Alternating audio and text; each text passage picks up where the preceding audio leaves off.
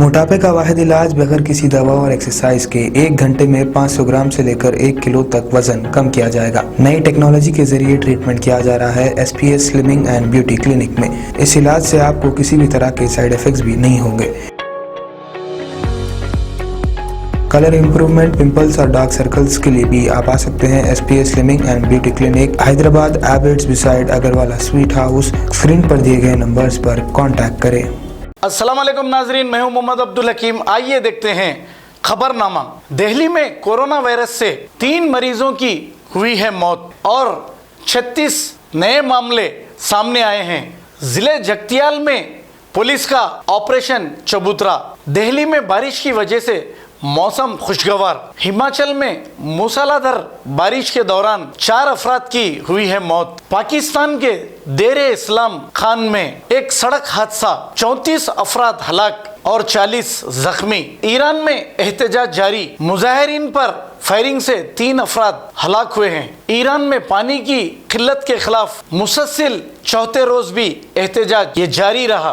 भैंसा में अमन की बरकरारी के लिए पुलिस का फ्लैग मार्च। जानवरों की मुंतकिली रोकने वालों पर सख्त कार्रवाई का पुलिस की जानिब से अंतबा। एडिशनल SP किरण खरे ने कहा, TPCC सदर रेवंत रेड्डी को हाउस अरेस्ट करने के खिलाफ वरंगल में कांग्रेस का एहतजाज। सफाहत पर हमले को बर्दाश्त नहीं किया जाएगा। हुजूर नगर में सहाफियों पर हुए हमले के खिलाफ एहतजाज किया गया है। इंडिया में पिछले 24 घंटों में कोरोना के 30,000 से ज्यादा नए केसेस पाए गए हैं और 374 लोगों की मौत वाक़ई हुई है। आसाम में कोरोना के 1797 केसेस पाए गए हैं और 20 लोगों की मौत वाक़ई हुई है। जर्मनटन हॉस्पिटल, ऑर्थोपेडिक से मुताल्लिक हर मरीज यहाँ शिफायाब। बैनुल-अक़वामी शोहरत याफ्ता और इनाम याफ्ता doctor Mir Jawad Zar Khan, senior orthopaedic surgeon, advance operation theatre, ICU, digital x ray, laboratory, physiotherapy,